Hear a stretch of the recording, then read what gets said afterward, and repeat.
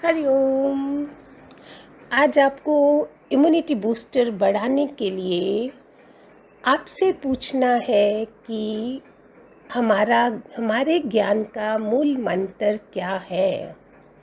आप में से कोई बोलेगा सेवा, कोई बोलेगा प्यार, कोई बोलेगा गुनगुनाना, कोई बोलेगा भक्ति। लेकिन दादा भगवान ने क्या बोला? मुस्कुराना और गुनगुनाना। और भगवान जी ने बोला प्रसन्नचित हृदय में भगवान रहता है। Which is the best medicine for laughing, is the best medicine. Laughing club बने हुए हैं। कलयुग आते आते ऐसे लोग बन गए कि वहाँ हंसी रही ही नहीं। मुसीबतों को इतना मुसीबत बना दिया, जबकि ज्ञान में तो मुसीबत होती ही नहीं है। हमारे लिए तो वो सब परीक्षाएं हैं। थोड़े से भगवान वाले चुटकुले सुन लें, जोक सुन लें, जिससे थोड़ा मन प्रसन्न हो जाए।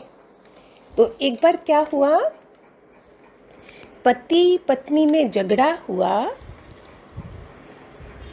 पति बोला, हे भगवान मुझे उठा ले। पत्नी बोली, हे भगवान मुझे भी उठा ले, ले चलो मुझे भी। पति ने एकदम से बोला, भगवान मेरे को उधर मत ले जाना जहाँ ये बोल रही है, फिर तो मज़ा ही नहीं है, फिर तो बेकार में मरना हुआ। फिर तो बेकार में ही मरे। हंस दिए थोड़ा सा। एक बार शादी की सालगिरह थी, तो बहुत पास में थी सालगिरह, और पत्नी जी बोली कि आज मेरी इस सालगिरह पर आप मुझे कहाँ ले जाएंगे।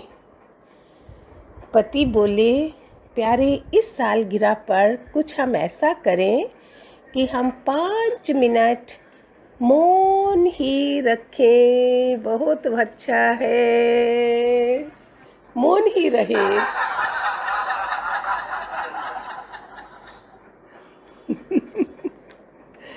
छोटा छोटा भगवान ने हमारे लिए कैसा कैसा सब बनाया होता है।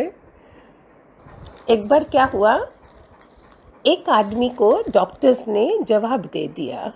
वो बीमार पड़ गया था और डॉक्टर ने बोला अभी इसके बचने की कोई उम्मीद नहीं है। सब फ्रेंड्स आ गए, पड़ोसी भी आ गए, और जहाँ तक कि डॉक्टर ने समय भी बता दिया, शाम को 6 बजे ये मर जाएंगे। वो सुन रहा था, मरीज जो था उसने आंखें तो बंद कर ली हुई थी, तो थोड़ा सा आंखें खोल के देखा कि लोग भी बैठे हुए हैं, 6 भी बज गए हैं और मैं मरा भी नहीं हूँ।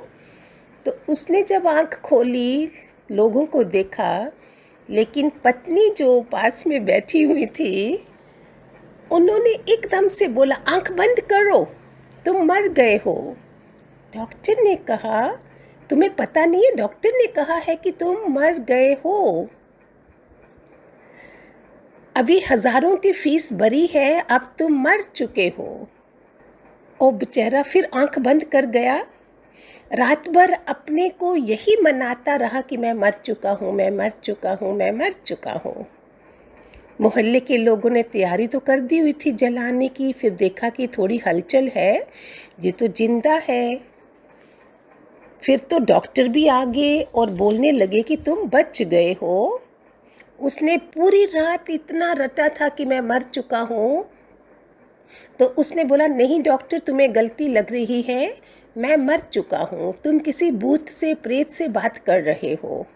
अब तो मुसीबत ये होगी कि उसको विश्वास कौन दिलाए। अभी दोबारा डॉक्टर को फीस देनी पड़ रही है कि अभी उसको विश्वास दिलाना है कि तुम नहीं मरे हो। नाश्ता तैयार है, दफ्तर भी जाना है, वो उठे ही नहीं। और अंदर में वो इतना मज़े में हंस रहा था कि ये तो बहुत मज़ेदार बात है। क्या मुसीबत लगती थी, सुबह उठ के ऑफिस जाना है, छुट्टी मिलती नहीं थी आराम के लिए। ये तो मज़ेदार बात हो गई कि जहाँ पर कुछ भी नहीं करना है, लेटे ही रहना है। और इतना मज़ा आ गया। फिर डॉक्टरों ने बहुत मुश्किल से दोबारा से उसको फ़ी दे के उन्होंने बोला, डॉक्टर साहब आप ही कुछ काम करिए, तो बताइए, इससे बात करिए। बोलता पहले मुझे विश्वास दिलाइए कि जब कोई मर जाता है तो क्या उसको खून निकलता है। डॉक्टर बोलते चलो आओ तुम्हें आईने के सामने लाते हैं। आईने के सामने उसका खून निकाला तो खून निकला। बोलता बस अभी मुझे विश्वास हो गया कि एक मुर्दे को भी चाकू से मारो तो खून निकल सकता है। इसका मतलब मैं जिंदा हूँ, मैं मरा नहीं हूँ। दोबारा फ़ी करके फिर उसको विश्वास दिलाना पड़ा। हंस लीजिए, थोड़ा इम्यूनिटी बूस्टर बन जाए, हेल्थ बन जाए। क्या सीरियस बन गया है, और मेरा ज्ञान भी तो सीरियस ही निकलता है। या तो कभी कभी धरती पे नीचे आती हूँ, नहीं तो मेरे पे ऐसे नॉर्मल ज्ञान नहीं निकलता है। ये भगवान जी की कृपा है कि ऐसे उसमें रखते हैं मुझे, दृढ़ निश्चय और भक्ति में रखते हैं। एक बार क्या हुआ, एक जहाज़ जो था वो फंस गया कहीं समुद्र में, और भयंकर वेल थी। उस वेल ने हमला कर दिया। लोगों ने जो भी खाने पीने का सामान था वो उसको फेंकते गए। वेल 2 मिनट में सामान पचा के फिर आ जाती हमला करने के लिए। धीरे धीरे सारा सामान ख़त्म होने लगा, खाने वाला सामान कुछ नहीं बचा। ऑरेंज थे, सेब थे, मिठाइयाँ थी, जो भी वेल ने सब खा लिया। अभी क्या करें, अभी उनके पास टेबल चेयर थी, वो भी मार देते। वेल मछली वो भी पचा के आ जाती। आखिर एक बनिया था जहाज़ में बैठा हुआ, तो उन्होंने क्या करा, बनिए को भी उसमें फेंक दिया। वेल बनिए को भी पचा के आ गई। अब क्या करें, फिर तो उनके पास बहुत बड़े बड़े लोहे के जो डंडे वगैरह थे वो मारे, तो वेल फंस गई, ख़त्म हो गई। उसको जहाज़ पर लाया गया। बहुत मज़ेदार सुनिए, जब उसका पेट काटा गया, उसको खोला तो देखा जी वहाँ जो बनिया जी थे उन्होंने तो अपनी दुकान खोली हुई है उसके अंदर। जितने भी संतरे थे टेबल चेयर पे, तो टेबल ऊपर वो बैठे हुए हैं, चेयर के ऊपर कुर्सियाँ जो मारी थी, और वो संतरे वगैरह खाने का सामान जो था वो उधर बैठे हैं, और बाकी के लोग थे वो उधर से खरीद रहे हैं। और लोग ये देखकर दंग रह गए कि बनिया ने वेल के अंदर भी वो दुकान खोल के अपना बिजनेस शुरू करा हुआ है। एक बार कोई दादाजी बीमार पड़े और डॉक्टर के पास गए, और डॉक्टर ने बोला ये एक एक गोली तुम सुबह शाम खाओगे तो चंगे हो जाओगे। दादाजी बोले क्या नंगे हो नज़र आओगे? नहीं, मैंने बोला चंगे आओगे। अच्छा ये बात है। अच्छा बताइए, ये गोली चाय के साथ खानी है या दूध के साथ खानी है? हमको दोहरी बात नहीं समझ आती। आपने बोला चाय दूध के साथ खा लेना, तो आप हमें बताइए ये गोली चाय के साथ खानी है या दूध के साथ खानी है? डॉक्टर ने बोला दूध के साथ। अच्छा ये दूध गाय का होगा या भैंस का होगा? डॉक्टर ने कहा माफ़ करें, आपको जो दूध है वो ले लीजिए। बोला नहीं, मेरे को आपने गाय भैंस बोला, मेरे पास गाय भैंस नहीं, मेरे पास बकरी है, तो क्या बकरी का दूध चलेगा? अच्छा बताइए, दूध गर्म पीना है या ठंडा पीना है? डॉक्टर ने एकदम से बोला गुनगुना पीना है, गुनगुना पीना है। अच्छा ये बताइए, गिलास में पीना है या कटोरी में पीना है?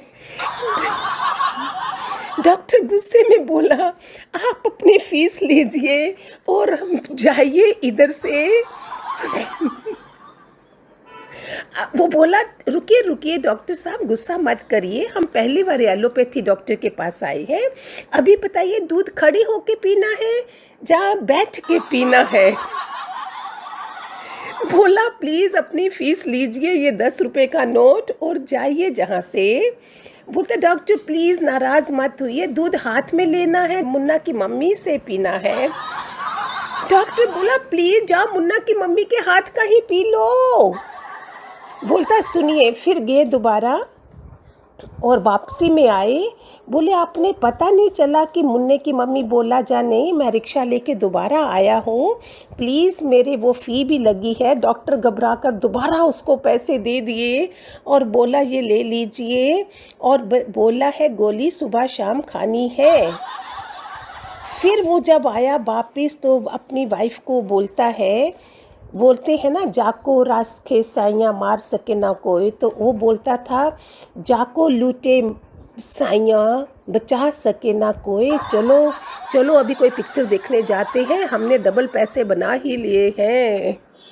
एक और लास्ट में बता देते हैं, थोड़ा आपको प्रसन्नचित्त हो जाए आपका हृदय। तो एक बार क्या हुआ, ये जो जानवरों की चीज़ें बिकती हैं, कोई दुकान ऐसी थी जहाँ सब दुकान पे मच्छर खटमल ये सब चीज़ें बिका करती थी। तो एक महोदय वहाँ गए, उन्होंने बोला मुझे 2000 मच्छर दीजिए और 2500 खटमल दीजिए। वो बोले मैं दे तो दूँ, लेकिन तुम करोगे क्या? बोले बात ये है, हमने मकान खाली करना है, और मालिक मकान ने बोला जिस हालत में पहले दिन दिया था घर वैसा ही होना चाहिए, तो इसलिए मुझे जो मच्छर और खटमल सब डालने हैं, जब पहले दिन आए थे तो ऐसा ही था।